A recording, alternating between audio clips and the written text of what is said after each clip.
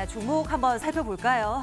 오늘 시장 워낙 밀려서요. 종목을 봐야 되는 게 맞는가 싶지만은 그래도 실적 나온 기업들은 참 잘 나갑니다. 그래서 하나씩 좀 챙겨볼까 하는데요.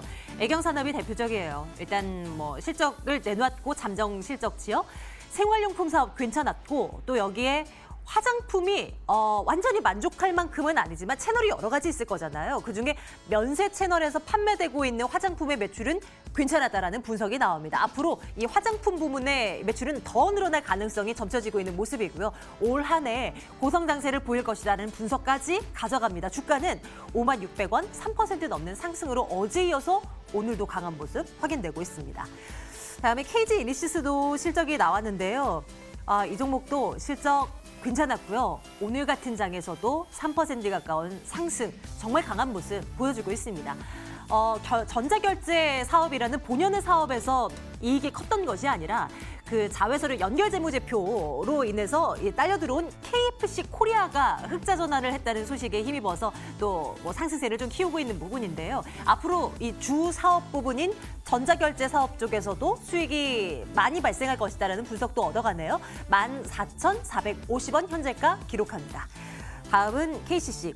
이 종목은 쇼크 수준의 실적을 내놨습니다. 시장 안 좋은 영향도 있겠고 덩달아서 실적도 안 좋다 보니 더 그냥 주가가 내리꽂는 모습입니다. 장 초반보다 훨씬 더 낙폭이 커지네요. 지금 17% 이상의 낙폭을 기록하고 있는 모습인데요. 문제는 1분기도 안 좋았는데 앞으로도 그렇게 박지 않다는 것에 초점이 맞춰져 있습니다. 주가 많이 밀려나고 있는 모습 286,500원입니다. 이번엔 한진그룹주 볼까요? 오늘 같은 시장에서 우선주 이 상한가를 기록하는 종목이 있다니 이게 참 말이 되는가 하는 생각을 하게 됩니다. 한진가 우선주, 대한항공 우선주가 대표적입니다. 다름이 아니라 그 조양호 전 회장의 별세 이후에 3남매가 경영권 승계를 앞두고 분쟁을 겪고 있는 것 아닌가 하는 이제 설이 돌면서 또 이 관련주들이 들썩였던 것인데요. 회사 측은 부랴부랴 이제 그렇지 않다. 기한 내에 총수를 지정해서 발표할 것이다라고 얘기를 내놓고는 있습니다. 어쨌건 다시 부각된 한진그룹주 어떻게 봐야 될 것인가 한번 챙겨보겠습니다. 실적이 잘 나왔는데 카카오는 조금 아쉬워요. 상승 탄력 도구를 다 반납해버리고 하락으로 돌아섰는데 낙폭은 그래도 크지 않습니다. 그동안 참 강했었고요. 정말 다양한 사업을 펼쳤었고 그동안의 고민은 수익이 딱히 나질 않는다였는데 이제는 수익이 나고 있다는 부분에 초점이 맞춰집니다. 앞으로 더 클 수 있을 것인가 카카오 한번 이 시각 현재 움직임에서 전략 챙겨보도록 하겠습니다. 셀트리온 실적 오늘 역시 나왔고요. 지난해 4분기에 쇼크였잖아요, 실적.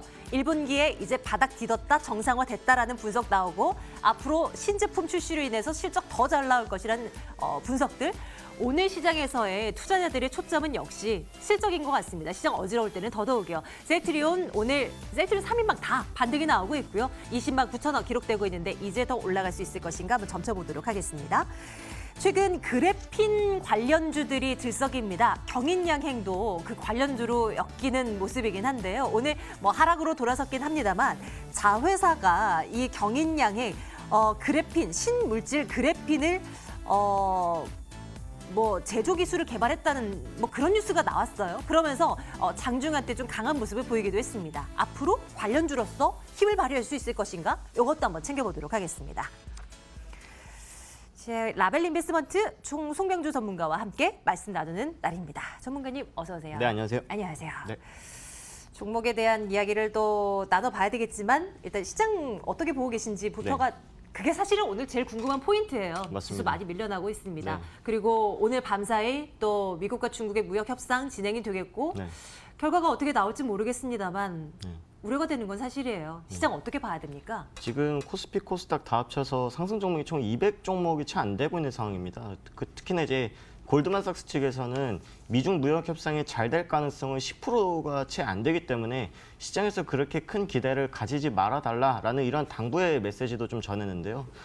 제 생각에는 사실은 트럼프의 지금까지 딜 방식이 항상 이뤄왔기 때문에 우리가 그렇게 공포에 떨 만큼의 그런 상황은 아니다라는 말씀을 먼저 드리고 싶어요. 왜냐면은 트럼프는 일단 세계 최강국, 미국이라는 그런 강점들을 세워서 본인이 이제 꺼낼 수 있는 최강의 카드를 꺼낸 것이거든요. 만약에 중국이 이걸 수용 못한다라고 했을 때 물론 이게 확전이 될 수 있는 가능성도 있겠지만 그렇지 않고 어느 정도 서로 이제 타협이 되는 수준에서의 합의가 이루어질 수 있다라는 가능성들도 역시나 열어놔야 되기 때문에 이 투자분들께서는 그렇게 걱정을 하실 필요는 없다. 다만 우리가 내일 결과에 대해서는 트럼프도 아직 모르고 시진핑 주석도 아직 모르는 상황이기 때문에 우리가 좀 보수적인 접근, 앞에서 이제 앵커님께서도 말씀하셨지만 실적이 조금 뒷받침되는 종목들로 인해서 조금 매수를 해놓는 것이 조금 안전한 전략이지 않을까라고 좀 생각을 하고 있고요.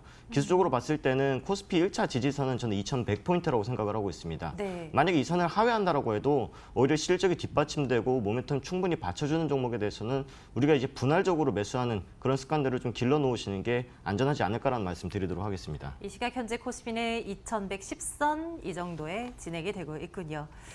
장 마감까지는 계속 예의주시하면서 지켜보도록 하겠습니다. 또 내일도 분수령이 될 수도 있을 것 같고요.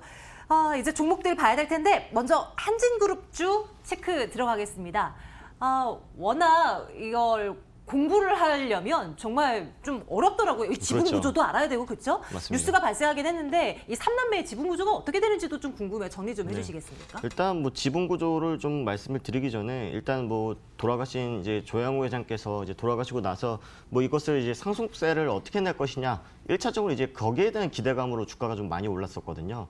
그러니까 지금까지 뭐 현금을 많이 쌓아놨던 게 아니기 때문에 3남매가 지금 돌아가신 조양호 회장의 지분을 어떻게 상속을 받을 것이냐, 그 상속비를 어떻게 낼 것이냐에 따라서 뭐 이제 주주 친화적인 정책에 따라서 뭐 주식을 추가적으로 매입한다거나 배당을 늘린다라던가 그런 방안 여러 가지 이제 예측들이 나왔었는데 뭐 많은 예측들이 좀 비껴나가고 결국에는 이제 본인들이 가지고 있었던 부동산을 매각을 하면서 상속비를 처리를 했거든요. 근데 지금 좀 발발이 되고 있는 이슈가 뭐냐라고 하면은 이 공정위에서 동일인이 누구냐, 동일인이라는 게 무엇이냐면은 그러니까 지금 3남매가 기업의 총수라는 것은 이미 많은 사람들이 알고 있습니다. 그중에서 누가 실질적인 총수 역할을 할 것이고 누가 대표자 역할을 할 것이냐 이걸 이제 동일인이라 그러는데요. 네. 우리가 시장에서는 조원태 사장이 이번에 한진칼의 회장으로 등극이 됐기 때문에 아무래도 이제 조원태 사장이겠구나라는 생각을 했습니다만은 실제로 3남매끼리 아직까지 합의가 이루어지지 못했다라는 부분들이 경영권 분쟁 때문에 추가적인 지분 매입이 들어올 수도 있겠구나 이런 기대감들이 반영이 되고 있다는 거거든요. 근데 현실적으로 생각을 해도 그 3남매의 관계가 어떻게 될지 몰라도 지금 지분표로 보시면 아시겠지만 그 조양호 회장께서 가지고 계셨던 지분이 대략 한 17% 그리고 3남매가 가지고 있는 지분이 총 한 7%도 채 안 됩니다. 네. 그러면은 각자 셋이서 나눠 가져가는 게 좋지 않겠냐 이게 이제 누나와 동생의 생각이고 현실적으로는 조원태 사장이 직접 절반 정도는 다 가져가야지 지금 현재 2대 주주인 KCGI한테 안 밀리는 거거든요. 그렇죠. 예. 지분법상으로는 지금 지금 조양호 회장께서 가지고 있던 지분을 절반은 배우자한테 가게 되고 나머지 절반은 이제 자녀들이 가져가게 되는데요. 지금 이제 두 남매는 지금 누나와 동생 같은 경우에는 뭐 땅콩 회한 사건이라던가 또는 폭행 포원 이런 사태 때문에 사실상 시장에서는 총수가 아닐 것이다 이런 예상을 이미 하고 있습니다. 하지만 그 두 딸이 그래도 나도 그 아빠의 딸인데 나도 지분을 좀 가져가야 되지 않겠느냐 이러한 의견들을 좀 펼치고 있는 거기 때문에 사실 이 과정 중에서 어떠한 협상이 일어나는지는 모르겠습니다만은 네. 결론적으로는 조원태 사장이 이 지분을 가져갈 수 있는 가능성이 상당히 높다라고 좀 보고 있습니다. 뭐 어쨌거나 시장이 지금 이 관련주들이 들썩이고 투자자들이 관심을 갖고 있는 이유는 혹여나 이 3남매 분쟁이 격화된다면 KCGI가 입김이 세질 거다 여기에 이제 초점을 맞추고 있군요. 왜냐하면 KCGI가 이런 발언도 했거든요. 실제로 이렇게 경영권 분쟁 때문에 추가적인 지분 매입도 검토 중에 있다. 네. 이런 공격적인 발언도 했기 때문에 이것을 방어하기 위해서는 그 3남매가 좀 의견이 일치해야 되거든요. 그래서 15일 이후로 넘어가게 되면은 공정거래위원회에서 과거 이제 삼성전자와 마찬가지로 이 동일인을 직접 선출을 하게 되어 있습니다. 그래서 그 전까지는 아마 결론이 날 것이다라고 좀 보고 있고요.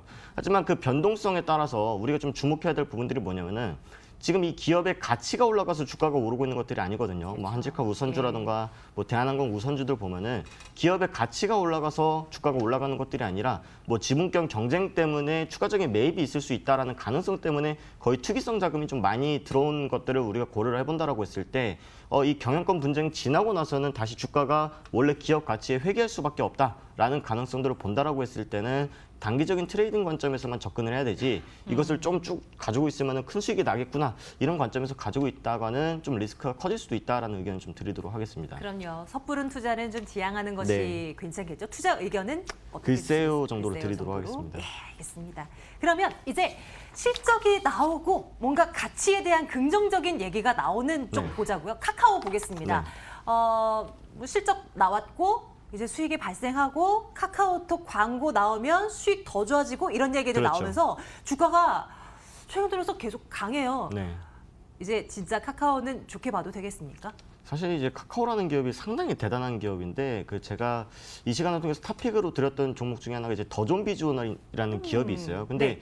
그 기업 같은 경우에는 본인이 가지고 있는 서비스를 기업에게 제공할 때 한 달에 3,000원 정도밖에 받지 않습니다. 그때 제가 무슨 말씀을 드렸냐면은 한 기업에서 많은 매출을 끌어내는 것보다는 많은 이제 고객사들을 거닐면서 거기서 파생되는 매출을 많이 내는 것이, 그러니까 한마디로 시장 점유율을 높이는 것이 훨씬 더 전략적일 수도 있다라는 말씀을 드렸거든요.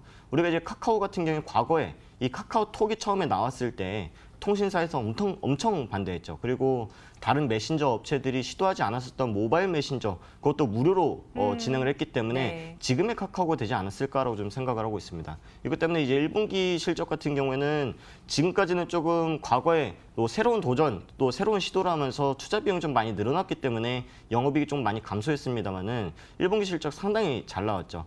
그리고 카카오에서 여러 가지 이제 서비스들을 또 계속적으로 시도를 하고 있습니다. 우리가 좀 무산된 서비스 중에 하나가 이번에 그 택시 기사분들이 반대해가지고 이 카풀 서비스도 좀 무산이 됐지 않습니까? 하지만 그 카카오 모빌리티에서 진행하고 있는 카카오티, 여기서 뭐 대리기사분들이 이제 콜로 호출한다던가 또는 택시로 호출하는 그런 서비스들 계속적으로 매출 많이 나오고 있고요. 그리고 카카오톡을 보시면은 카카오페이라는 서비스가 있는데 거기서 연이자 한 7% 되는 투자 상품이 생겼거든요.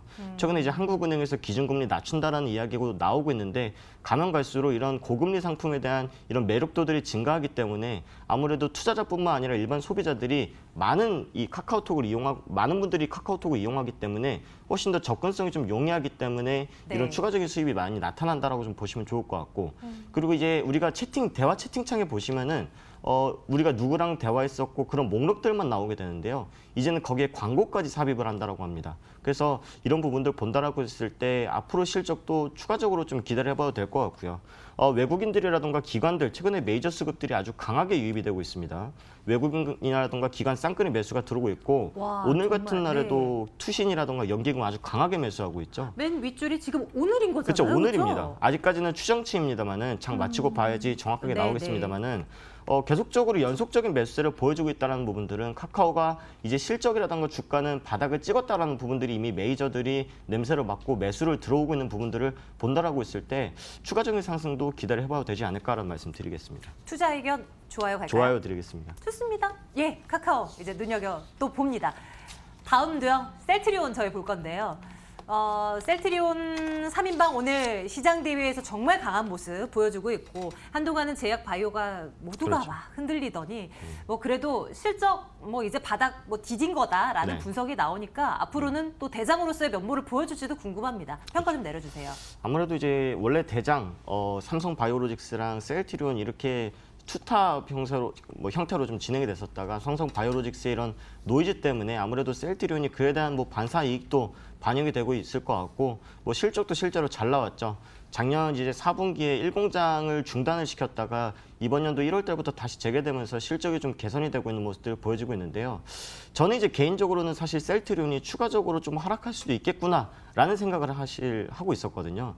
왜냐하면 이제 바이오시밀러 시장 자체가 뭐 셀트리온의 기술력이라던가 이런 부분들은 확실하게 좋습니다만은 아직까지 미국에서라던가 우리나라에서 아직까지 시장 점유율이 엄청나게 늘어나고 있지는 않거든요. 그나마 이제 잘 나오고 있는 부분들이 이제 유럽 쪽인데 중요한 부분들이 이제 바이오시밀러 기업에 대해서 제가 말씀을 드렸을 때 이런 부분들 말씀을 드렸어요. 그러니까 오리지널 약품과 비교했을 때 어떤 약품을 쓸까? 이런 경쟁력이 중요한데 그 경쟁력이 가격 경쟁력일 것이다. 그렇다면 이제 오리지널 약품이 잘 팔리면은 뭐 이제 바이오시밀러가 안 팔리는 거고 바이오시밀러가 잘 팔리면 오리지널 약품이 안 팔릴 텐데 지금 셀트리온의 주력 약품인 램시마의 오리지널 약품 존슨앤존슨에서 만들고 있는 약품의 뭐 실적이 계속적으로 안 좋아지고 있어요. 제가 표를 하나 가져왔는데 존슨앤존슨 실적 보시면은 작년 1분기와 이번 1분기 실적 보시면은 크게 차이 났을 때 한 마이너스 40% 이상 차이가 나고 있기 때문에 이에 대한 반사 이익을 우리가 노릴 수 있다라는 거죠. 근데 이런 부분들이 미국이라던가 선진국에서 계속적으로 바이오시밀러라던가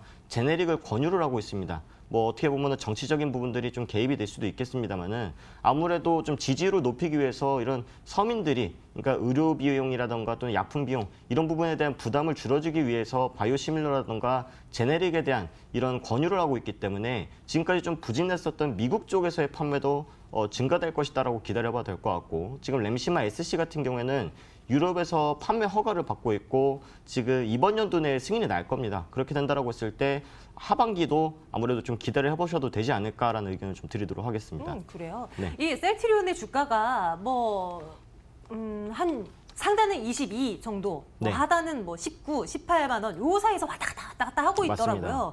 그런데 그 위까지도 올려다 볼 수 있는 이제 지급이 된 건가요? 투자 의견 좋아요 가도 될까요? 좋아요로 드리겠는데 저는 예전만큼의 급등세를 보여주기에는 쉽지는 않다. 당분간 네, 이제 네. 박스권 흐름을 보여주되 조금씩 모아나가신다라고 하면은 예전의 주가까지 30만 원대까지는 길게 봤을 때 가능할 수 있다라는 말씀까지 드리겠습니다. 참고하겠습니다. 마지막 한 종목 더 갈게요. 경인양행 갈 건데요. 그래핀 관련주들이 그렇게 관심들을 가질 만한가요? 맞아요. 국일제주도 그렇죠. 자회사 그래핀 관련한 사업 얼마나 올랐어요. 정말 올라가는 거 엄청나게 우리 올랐죠. 기가 차더라고요. 네. 그런데 경인양행도 비슷한 이슈가 엮이게 됐습니다. 어떻게 맞습니다. 생각하세요? 지금 국일제지 같은 경우에는 최저가 993원에서 지금 현재 5,310원. 오늘 신고가로 또 경신을 했거든요. 어우. 사실 이 그래핀이라는 게 네. 이번 연도에만 이슈가 됐던 게 아니라 작년에도 있었고 네. 그리고 2004년에 처음에 발견이 된 거거든요. 흑연에다가 이제 테이프를 붙여가지고 거기서 이제 얇은 그래핀의 층을 찾게 된 건데 이게 상용화되려면 아직까지는 시간이 좀 많이 걸립니다. 왜냐면은 이게 10g에 대략 한 100만 원이 넘거든요. 그렇기 때문에 우리가 일반적으로 쓰이는 전자기기에 쓰이려면은 엄청난 이 천문학적인 비용이 든다라는 거예요. 그런 부분도 본다라고 했을 때 단기적인 테마로 적용이 되고 있다라고 좀 보시는 게 좋을 것 같은데 경인양행 같은 경우에는 그래도 괜찮은 게 뭐냐면은 네. 캐시플로우 역할을 해주고 있는 사업부를 가지고 있거든요. 본연의 사업 중에. 그렇죠. 네. 본연의 사업 중에 염료라던가 그리고 사카린 같은 경우는 우리가 예전에 많이 먹었었죠.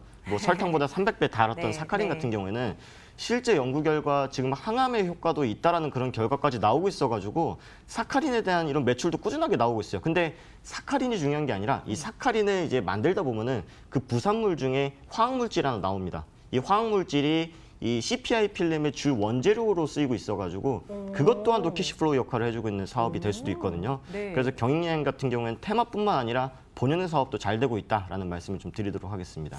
지금 접근하기도 괜찮나요? 투자적인 측면에서도요? 저는 충분히 좋다라고 좀 말씀을 드리고 싶고 다른 그래핀 관련주들이 최근에 많이 올랐음에도 불구하고 경인양행은 아직까지 박스권 주가를 아직 못 벗어나고 있어요.